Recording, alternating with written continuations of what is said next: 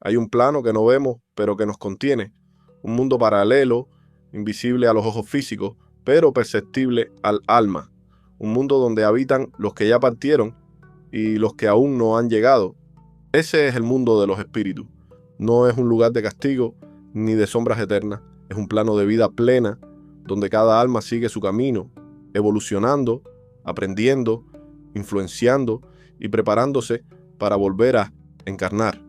En esta segunda parte del libro de los espíritus, Allan Kardec nos guía, con la voz de los propios espíritus, a través de los misterios de ese mundo invisible. Nos enseña quiénes son los espíritus, cómo piensan, cómo se manifiestan, qué hacen cuando están desencarnados y por qué vuelven una y otra vez a la experiencia humana. Este episodio será más largo y está pensado para quienes sienten que la verdad no puede limitarse a una vida ni a una religión. Aquí, cada palabra busca abrir tu conciencia a una realidad mayor, que no estamos solos y nunca lo hemos estado. Bienvenido de nuevo a Hermanos de Luz, el canal donde el conocimiento espiritual no se simplifica, se honra.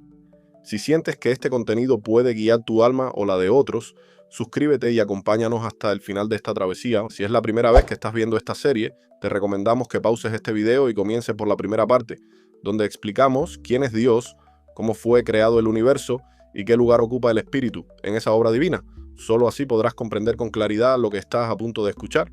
Este no es un contenido aislado, es una revelación progresiva. Ve primero al origen y luego regresa aquí para seguir caminando con luz.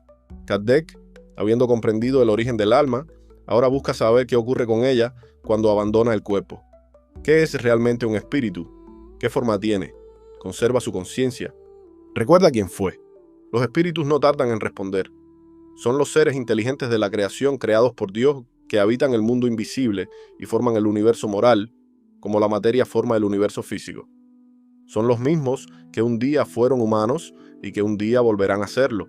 No son entes abstractos ni sombras sin voluntad.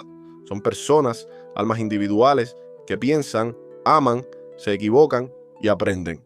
Solo que ahora sin cuerpo. Pero, ¿tienen forma? Kardec pregunta si los espíritus tienen una apariencia reconocible, y ellos explican que sí, pero no con materia densa como la nuestra. Su forma es sutil, hecha de un fluido espiritual llamado periespíritu, que refleja el estado moral del alma. Por eso, un espíritu elevado puede irradiar luz y armonía, mientras que uno inferior puede presentarse deformado, sombrío, confuso. El periespíritu es como un cuerpo intermedio. No es visible para todos, pero permite al espíritu manifestarse, viajar, comunicarse, incluso hacerse ver en apariciones. Kardec, siempre meticuloso, pregunta si los espíritus necesitan tiempo para reconocerse tras la muerte. Y la respuesta es reveladora. La mayoría sí, especialmente los que están muy apegados a la materia. Hay quienes al morir no se dan cuenta de su nueva condición. Vagan, confusos, aferrados a lo que dejaron, sin comprender que ya no están vivos en el cuerpo. Pero los espíritus más elevados recuperan de inmediato la conciencia plena de sí mismos y son recibidos por otros espíritus en planos más sutiles. Allí continúa su vida, más lúcida y libre que nunca. También se aclara que los espíritus conservan su identidad, no se disuelven en un todo, no pierden su yo.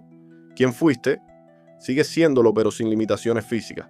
Y así como puedes recordar vidas pasadas, también puedes reencontrarte con otros espíritus con los que compartiste encarnaciones. Esto lleva a una pregunta crucial. ¿Los espíritus se agrupan?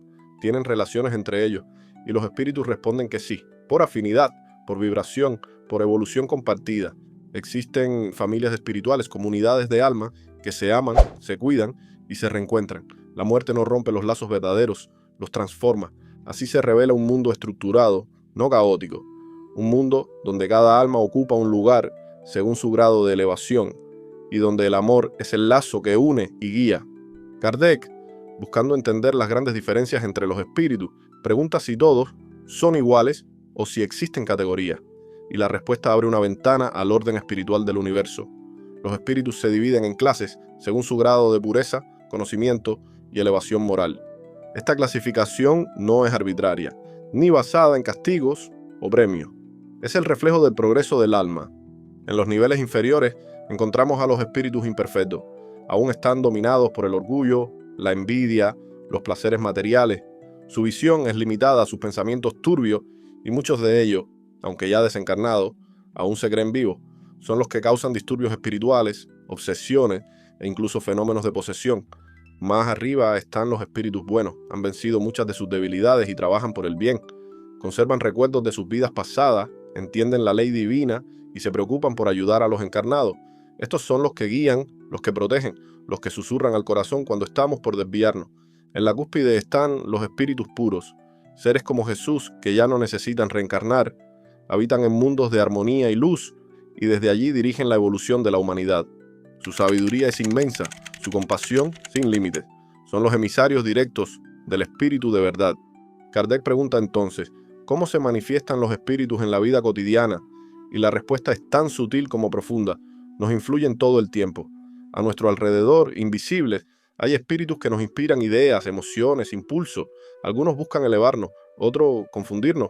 Cada pensamiento oscuro, cada sentimiento noble puede tener un eco espiritual detrás. Pero la decisión final es siempre nuestra. Los espíritus no nos obligan, nos sugieren. La libertad humana permanece inviolable. Por eso, explican, es tan importante elevar nuestra vibración, porque atraemos a los espíritus que se parecen a nosotros.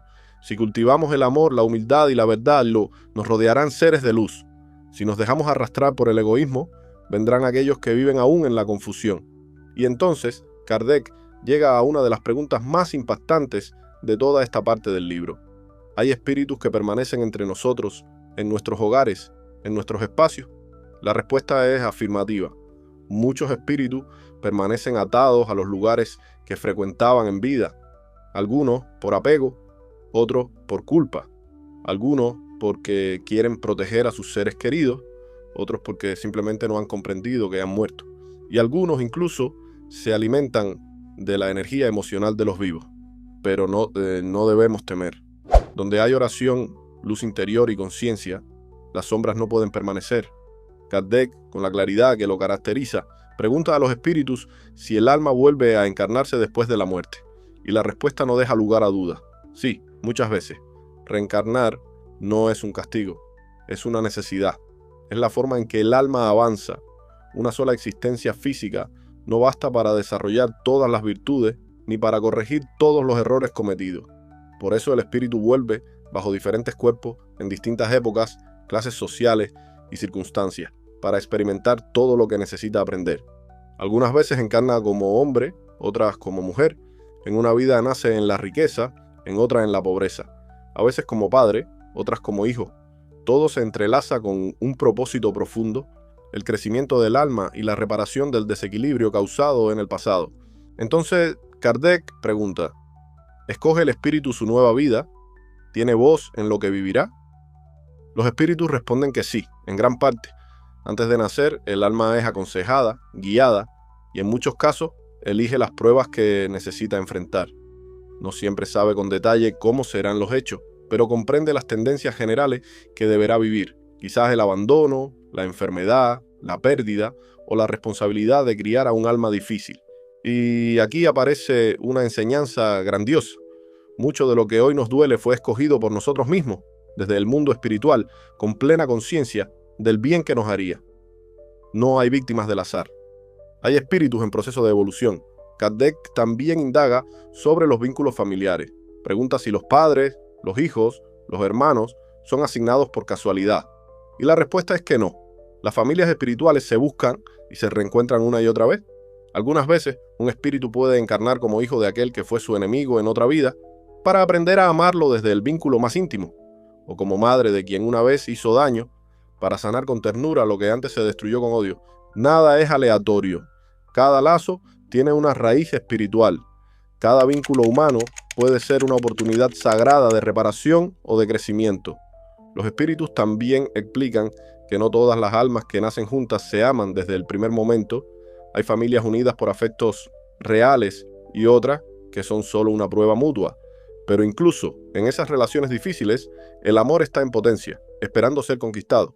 Y así se revela una ley maravillosa.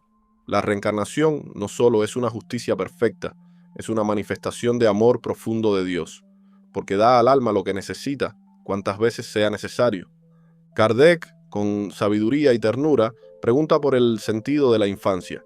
¿Por qué el espíritu necesita atravesar por ese estado de fragilidad, dependencia Y olvido.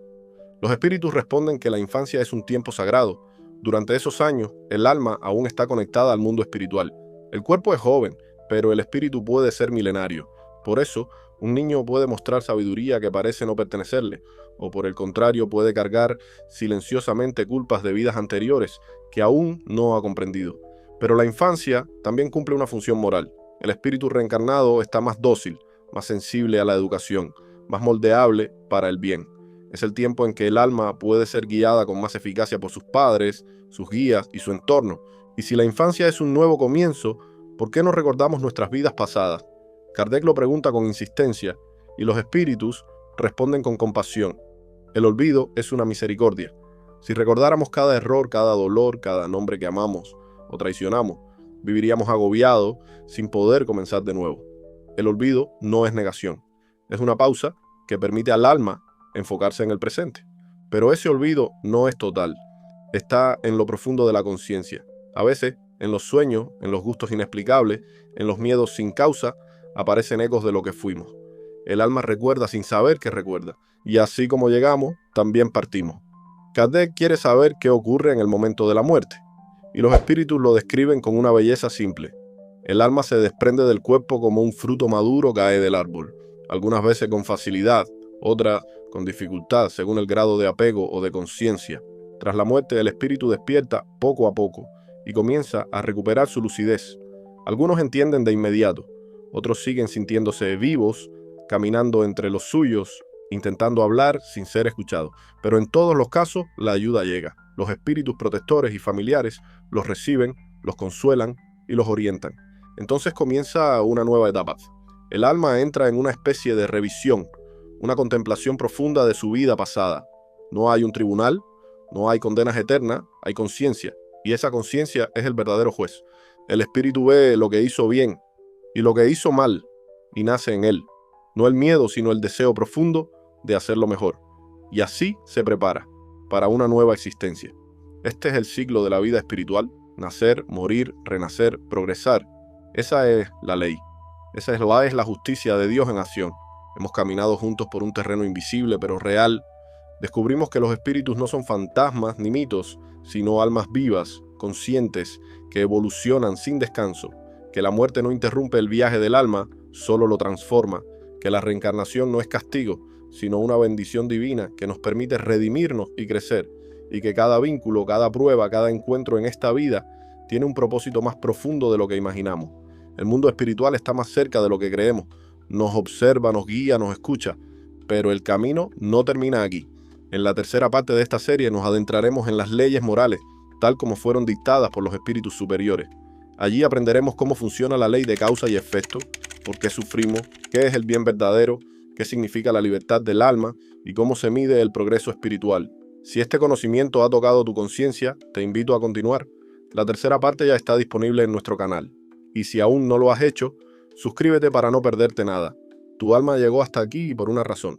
La verdad no se impone. Se revela a quien tiene ojos para ver y corazón para escuchar. Se despide tu hermano de siempre,